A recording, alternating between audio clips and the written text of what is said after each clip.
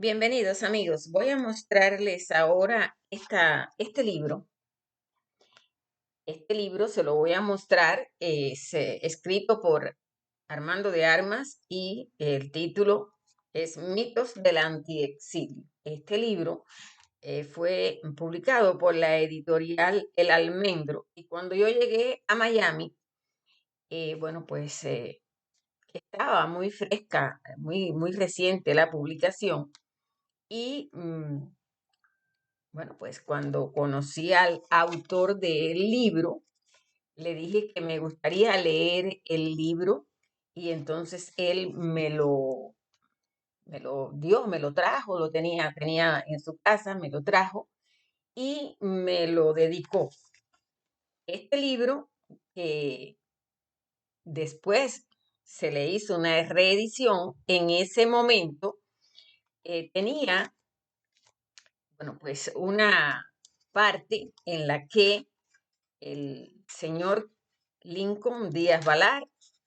había hecho, bueno, pues un análisis del libro y había decidido, bueno, pues hacerle la presentación. Y bueno, pues aquí está la presentación que él hizo. No la voy a leer completa, solo voy a tomar algo que, bueno, pues de esa presentación se deja aquí. Uno de los más refrescantes trabajos contra la grave falta de sentido común existente en círculos supuestamente intelectuales de Occidente. Es este ensayo de Armando de Armas titulado Mitos del Antiexilio. La historiografía cubana sobre esta época tendrá mucho que agradecerle a Armando de Armas. Este libro él me lo regaló en el 2007, pero se había publicado unos años antes, o sea, a inicios de este siglo. También aquí en este libro, es la primera edición, la nota del editor que está detrás dice: Mitos del antiexilio es un enjundioso ensayo que, con un ritmo trepidante, desarma los más enraizados mitos de una parte de la intelectualidad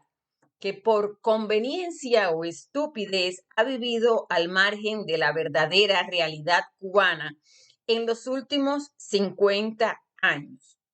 Un análisis agudo dirigido como un dardo a la diana del pensamiento occidental de esta época. Adormecido como se encuentra esta época, adormecida por el marasmo de lo políticamente correcto. Adentrarse en sus páginas es correr el riesgo de que le muevan a uno las piedras de sus más firmes creencias, no solo acerca del destierro isleño, sino también acerca de algunos de los tópicos más comunes de nuestro tiempo. Bueno, este es el editor de la editorial Almendro. eh, no se presenta con un nombre en específico, es la persona que estuvo a cargo de la edición del libro y la publicación.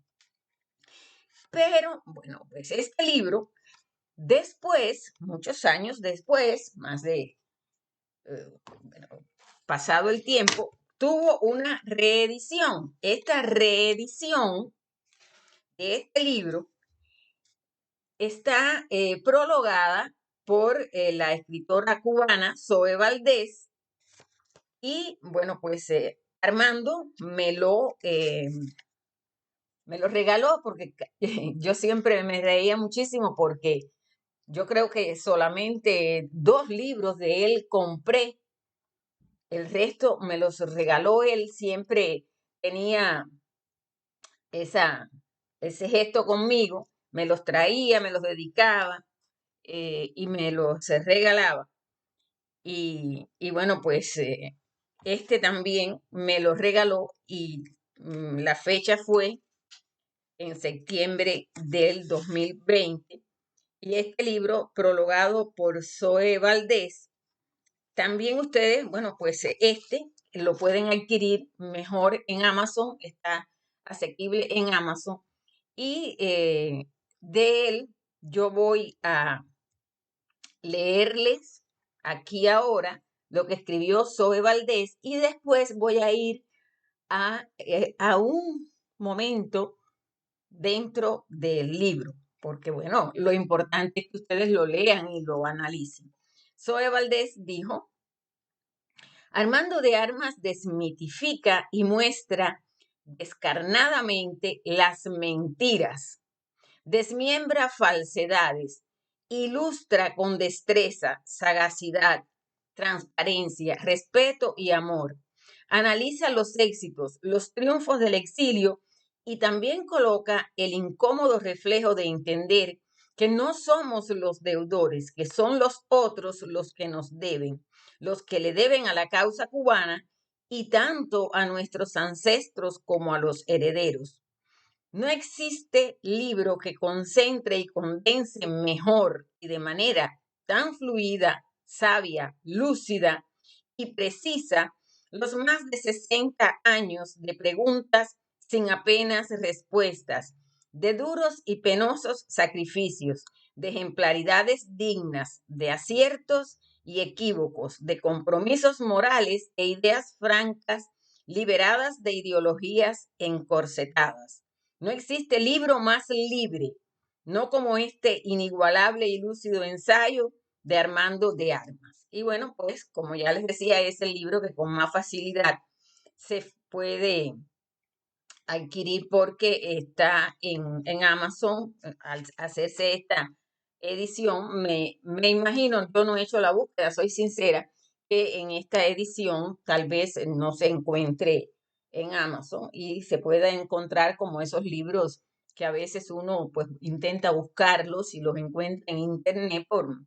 personas que los ponen para venderlos porque tienen algunos y demás. En este caso, este es el libro que hoy por hoy nosotros los que hacemos alusión al pensamiento y a la actitud preclara que tuvo durante su vida en este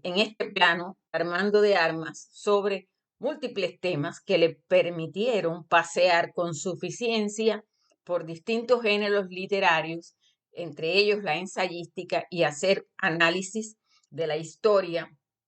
de la memoria de los pueblos con una profundidad extrema. Vamos entonces ahora que les voy a leer exclusivamente un segmento de un capítulo que se llama, el subtítulo de este es El exilio cubano es de derecha. ¿Y por qué voy a traer esto aquí? Aunque de la obra de Armando de Armas yo pudiera estar hablando semanas y semanas, por, porque en estos tiempos donde se están dando tantas situaciones, eh, nunca es, eh, nunca es, bueno, pues suficiente lo que nosotros analicemos con relación a las realidades donde existen los cuestionamientos de si la izquierda, si la derecha, si el centro, centro, si el más allá, si el más acá. Y donde yo siempre insisto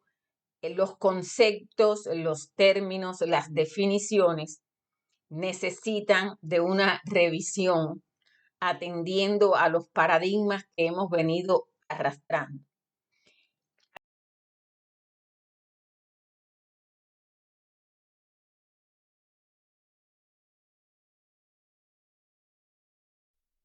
Precisamente voy a compartirles segmentos de la parte 3. Insisto en la importancia de leerse el libro completo, pero bueno, en el día de hoy, atendiendo a la fecha tan importante que tiene para nosotros los que creemos, los que creímos y los que seguiremos creyendo en ese hombre que vino del futuro y que donde quiera que estará mirando cómo se desarrollan los acontecimientos en este plano, donde tantas veces él pudo, a partir de su observación y de su análisis, predecir y de cierta manera describir lo que vendría. Bueno, volvemos entonces. Es la parte 3 que como ya les dije, bueno, pues tiene este título de El exilio cubano es de derecha, y entonces, bueno, pues esta historia de que es una de las definiciones más socorridas para estigmatizar al exilio cubano, y es una definición hija de la supuesta superioridad moral de la izquierda, esa que justifica cualquier dictadura, siempre que sea de la mano zurda, esa que hace declarar al socialista José Rodríguez Zapatero, el flamante jefe de gobierno español, tan campante en su talante, que luego de 8 años de derechas, en referencia al mandato de José María Aznar, España había entrado en los derechos, la misma que hace que la mayoría de los intelectuales del mundo sienta una suerte patológica aversión por George W. Bush, presidente de la primera democracia del planeta, y cierta condescendencia en algunos casos y devoción perruna en otros por Fidel Castro. No obstante, o tal vez por ello, el máximo líder, como le gusta que le llamen, bueno, en la etapa en que él lo dice, pues este señor estaba vivo, como le gusta que le llamen, del régimen más despótico y longevo, va para medio siglo ya, parido en el hemisferio occidental. Claro, si nos acordamos de los más de 100 millones de muertos dejados por el comunismo en el siglo pasado, y a los que habría que añadir los muertos que en el presente siglo siguen sumando los sobrinos del tío Marx, se refiere a Carlos Marx. Quizás entonces podamos tener una idea de cuál es el tipo de superioridad que se adjudica la izquierda. Se suele pasar por alto que hoy en día hay más de 1.500 millones de seres humanos, por poner una cifra conservadora, bajo la égida del comunismo, más o menos matizado según la conveniencia de la táctica leninista de un paso adelante y 2 hacia atrás en países como Cuba, Vietnam, China y Corea del Norte. De este último paraíso de justicia social, la televisión japonesa ha mostrado imágenes de ejecuciones públicas en masa efectuados en marzo de 2005, mientras que el desertor norcoreano Park Kwan-2 ha sido testimonio reciente ante la Asamblea Nacional de Corea del Sur acerca de que logró escapar de su país luego de ser condenado a muerte por cometer el nefando crimen de mirar una telenovela surcoreana en su aldea natal en Hamhung. Park ha dicho también, y él señala que esto estaba publicado en el Nuevo Herald del 26 de marzo de 2005, que a los reos se les ejecuta frente a todos los pobladores de sus aldeas y por el procedimiento frecuente de llenarle la boca de piedras, atarlo a un poste y darle 3 tiros, uno en el cuello, el otro en la cintura y el tercero en el tobillo. Intelectuales, algunos de los cuales amenazaron con irse de Estados Unidos si Bush ganaba las elecciones, cosa que por demás no han cumplido, y que bajo Bush o cualquier otro mandatario norteamericano no sufrirían la más mínima represión por sus supuestas rebeldías, excepto el castigo intolerable, supongo, para quienes proclaman el odio al capitalismo, deber engordar sus cuentas bancarias desde sus bien situados puestos en el cine o la academia. Habría que ver, por otra parte, qué pasaría con estos mismos intelectuales si, consecuentemente con sus creencias, se mudaran bajo Castro e intentasen allí ser rebeldes y terribles, mínimamente nada más. No tendrían que esforzarse mucho. Se los digo, en el supuesto caso de que no lo supieran, irían a parar a Villa Maristas o a uno de esos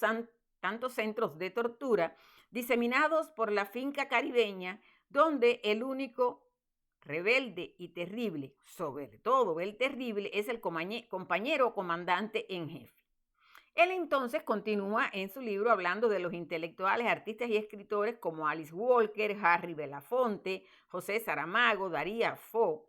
que Eduardo Galeano, Joaquín Sabina, Almudena Grandes, y que él dice, uy, qué tremendos y contestatarios y originales son todos estos chicos repitiendo las mismas bobadas de siempre, que al momento de escribir esto acaban de firmar una carta donde piden no se condene a Cuba en la Comisión de Derechos Humanos de la ONU en Ginebra. Condena que ni siquiera es una condena, sino una simple resolución que, entre otras injerencias imperialistas, pide al régimen de La Habana que permita la entrada a la isla de un relator especial para los derechos humanos. Hay que decir, todo hay que decirlo, que tanto Saramago como Galeano han rectificado, aleluya, en las palabras del compañero intelectual isleño Lisandro Otero, después de osar criticar el fusilamiento 2 años antes de 3 jóvenes negros que intentaron llevarse un bote de La Habana a Miami. Jóvenes y negros, y además locos, dirían ahora Saramago y San Galeano, vueltos al redil, pues cómo si no habrían de huir estos incómodos negros a costa de sus vidas, nada menos de esa jaula de igualdad entre las razas que es La Habana, a ese reducto racista que es Miami. Claro, cuando en agosto de 2004 se pudo ver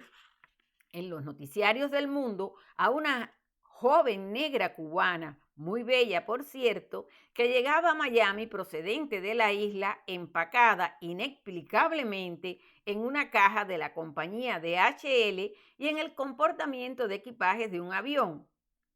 A nuestros azorados santos literarios no les cabía la más mínima duda acerca de que la población negra de la isla, sobre todo la joven, estaba aquejada del síndrome de la locura colectiva, consecuencia probable de un virus propagado por malvados agentes de la CIA o la mafia cubana de Miami. La derecha también tiene lo suyo y tiene que es cobarde, que se acompleja de ser derecha y antes de que cante el gallo se ha negado 3 veces a sí misma. La derecha en demasiados casos no quiere ser reconocida como tal. Se avergüenza de su condición, como estos mestizos que esconden a su abuela para que no descubran el verdadero color de sus ancestros y transigue con la izquierda en puntos donde no debería y asume alegremente sus mismos distorsionados discursos, presunciones y prejuicios acerca del acontecer histórico y político. De esa inconsecuencia no escapó ni alguien tan a la derecha, ni tan bien dotado intelectualmente como lo fue el Premio Nobel de Literatura Camilo José Cela. Refiere el historiador español Pío Moa en su documentado libro que el también Premio Nobel de Literatura Alexander Solzhenitsyn, exiliado de la URSS y uno de los baluartes del anticomunismo en el siglo XX, visitó España poco después de la muerte del general Francisco Franco y entrevistado por la prensa, se le ocurrió describir el panorama que había encontrado en España como incomparablemente más libre que el de la URSS y dio una buena cantidad de ejemplos al respecto, cosa que por demás saltaría a la vista del observador imparcial en ambos contextos. Bueno, pues antifranquistas y comunistas, y eso era de esperar, saltaron al cuello de Solzhenitsyn, pero no solo ellos, sino que intelectuales de prestigio y para nada comunistas, entre ellos Cela, defendieron abiertamente el Gulag y añadieron su voz más eficaz en el ataque, puesto que de la izquierda no venían. Al coro que fustigaba al gran escritor ruso por la audacia de comparar desfavorablemente al país de los soviets, ese futuro luminoso al que la humanidad estaba condenada, con el país de los atrasados iberios. Ahí, bueno, él continúa hablando de los epítetos lanzados desde la izquierda y todo lo que esto resultó y bueno, pues pasa más adelante a decir que por lo pronto al observador atento de la realidad cubana le parecería que los epítetos disparatados en España contra el autor del archipiélago de Gulat en el inmediato postfranquismo son los mismos disparados por el régimen castrista y sus cajas de resonancias para denostar a sus disidentes y opositores. Los mismos que, por ejemplo, fueron esgrimidos con saña sin par en la década del 80 en Cuba, durante la campaña mediática emprendida por los órganos de propaganda del Comité Central del Partido Comunista en contra del disidente e intelectual isleño Ricardo Bofill Pagés, fundador del Comité Pro Derechos Humanos. Pero el exilio cubano también tiene lo suyo y tiene que se asume como de derecha sin serlo, y ocurre a veces que se identifica con la derecha más desprestigiada, torpe y estridente. Paradójicamente, no existe una derecha en el exilio, al menos no lo que pudiéramos llamar un pensamiento de derecha representativo de la masa desterrada. Hay, sí, expresiones, procedimientos o actitudes de derecha, o que la izquierda procura enmarcar dentro de la derecha en su afán descalificador del anticastrismo. Y bueno, él ahí cita que en ese momento, por allá, recuerden que esto sale por el 2008 y él, bueno, pues la referencia que tiene de la historia y del desarrollo de los acontecimientos es hasta esa fecha. Dice él que lo más cercano a un proyecto consciente de derecha en el exilio por aquella etapa estaría en la Fundación Nacional Cubano-Americana de Jorge Mas Canosa y en la Unión Liberal Cubana del escritor Alberto Montaner. Yo que conversé mucho con Armando de Armas sobre estos y otros temas, sé que ya en el 2022 él no tenía a estos dos grupos como lo que pudiera ser o lo que pudo ser o lo que parecía ser en aquella etapa. Él plantea estos dos casos y dice, por supuesto, nada que ver con la derecha cavernícola que la izquierda pinta. Es más, apostaría 20-1, como en las peleas de gallo, a que ambos líderes han mostrado más coherencia y compromiso que cualquiera de los líderes exiliados en el siglo pasado. Y pone entonces los ejemplos de Indalecio Prieto, Juan Negrín, Manuel Azaña, Largo Caballero y Dolores Ibarruri de España, o Gladys Marín y Luis Corbalán de Chile, inclusive, más que cualquiera de los presidentes electos de la llamada izquierda plural en el presente. Y pone, bueno, otros ejemplos. Y entonces, ejemplos como el de Kirchner, de Zapatero, y entonces él dice, por no hablar del impresentable Hugo Chávez. Y bueno, es bueno recordar también que tanto Mas Canosa como Montaner se iniciaron en la vida política adolescentes aún en la lucha revolucionaria contra el general Fulgencio Batista y Saldívar. Lo primero que sorprendería al observador no avisado que llegase a Miami es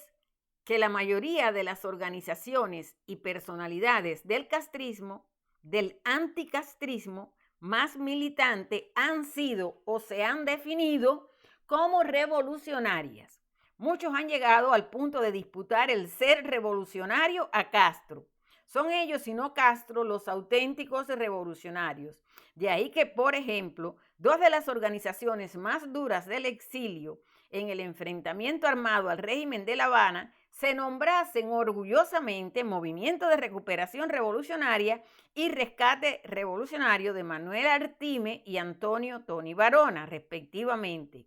De ahí la tesis de la revolución traicionada que sostienen figuras tan respetables como el comandante Uber Mato. Es por ello que la lectura desprejuiciada del programa de gobierno que aplicaría en Cuba Libre una organización como Alfa 66, catalogada como de extrema derecha, llevaría a ubicarla más bien en el terreno ideológico de una socialdemocracia bastante radical. En el caso de Alfa 66 y de cualquier otra organización que proclame la lucha violenta y no sea comunista o afín al comunismo, ocurre que la izquierda confunde convenientemente método de lucha con ideología. Si son violentos y no son marxistas, faltaría más. Son de extrema derecha. Cuando la verdad es que esa nebulosa zona del laboreo político que conforma la izquierda sería la única en la historia que ha desarrollado una metodología científica de la violencia para la toma y mantenimiento del poder, sostenida además sobre una filosofía que se proclama inapelable en la explicación manual de por medio de cada uno de los fenómenos de la compleja y resbaladiza realidad. Me refiero a la lucha de clases y el marxismo-leninismo respectivamente. Y fíjense cómo desde esa etapa él va reconociendo la situación compleja de esa resbaladiza situación que se estaba viviendo y que él, bueno, pues en ese momento, cuando hizo todos esos análisis, tenía en su concepto. Yo los animo a que terminen, vean, busquen el libro, lo terminen de leer. Esto yo solo le leí un segmento porque ustedes van a encontrar después muchísimas alusiones a situaciones que él hace de la historia, incluso habla de la Constitución de 1940, lo que él ya en ese momento veía y cómo él consideraba que había muchas situaciones que tenían un foco ya de alerta y bueno, pues aquellos que sostienen, que argumentan, que plantean y esgrimen conceptos con la Constitución del 40 y el futuro de Cuba, él, bueno, pues también va dando definiciones muy acertadas aquí. Armando de Armas fue un estudioso de todas las constituciones que hubo en Cuba y tenía, bueno, las que hubo antes de 1959 y tenía sus conceptos y demás en ese sentido, pero él destaca y casi ya al final de esta parte 3 de mitos del antiexilio, él recuerda que es saludable, y estoy hablando, fíjense que todo esto es por el 2008, que es saludable saber que si en algo están de acuerdo las cerca de 200 organizaciones anticastristas del exilio cubano, que casi nunca están de acuerdo en casi nada, es en la necesidad de restituir en la isla en algún momento la Constitución de 1940 y no por falta de opciones, como podría argumentarse, pues a mano tendrían la de 1901 permeada por la Carta Norteamericana y por lo mismo distanciada del síndrome socializante. Entonces, bueno, por ahí él establece algunas cuestiones del análisis y de lo que él en ese momento consideraba que, bueno, pues debía tenerse en cuenta. Esto, amigos, es en el día de hoy uno de los capítulos de la extensa obra de Armando de Armas, en este caso de la ensayística, que quiero compartir con ustedes, que está en este libro y que tiene, bueno, pues la continuación en la parte 4. Él dice, el exilio está dominado por el odio y la intolerancia, y bueno, pues él hace un análisis también muy particular de todo este asunto, con el que usted puede estar o no de acuerdo, con el que usted puede considerar que le quedaron lagunas o que lo que consideró en ese momento fue o no, bueno, lo que en realidad pasó después, pero como quiera que sea, esto da una referencia a muchas de las historias y de las situaciones que, bueno, pues hoy por hoy todavía implica a los cubanos. Fíjense que el capítulo 5 se titula Los cambios han de ser pacíficos y venir de adentro. El capítulo 6 se titula El anticastrismo de los unos y el de los otros. El de los que llegaron primero y el de los que llegaron después. También un capítulo que vale la pena releerlo y analizarlo. Amigos, ya con esto nos vamos hoy. Recuerden que yo siempre pues evito pasarme de los 30 minutos cuando hago este tipo de evento. No obstante, está publicado en mi canal de YouTube, me lo pueden buscar en el canal de YouTube como Idolidia Darias, y también, bueno, pues lo comparto en la red social X, a los que los invito a sumarse, a seguirme en ambos lugares. Y esto, bueno, lógicamente también implica que si quieres estar al tanto de mis propuestas, de mis publicaciones, puedes ir a la Frontera Transparente, dar clic en la almohadilla azul a la derecha, donde dice seguir, y yo igual cuando publico en las redes sociales o cuando publico allí, siempre, bueno, pues se lo pongo en la Frontera Transparente y a usted le llega la notificación y por ese hilo puede ir hacia los lugares por donde yo les sugiero navegar.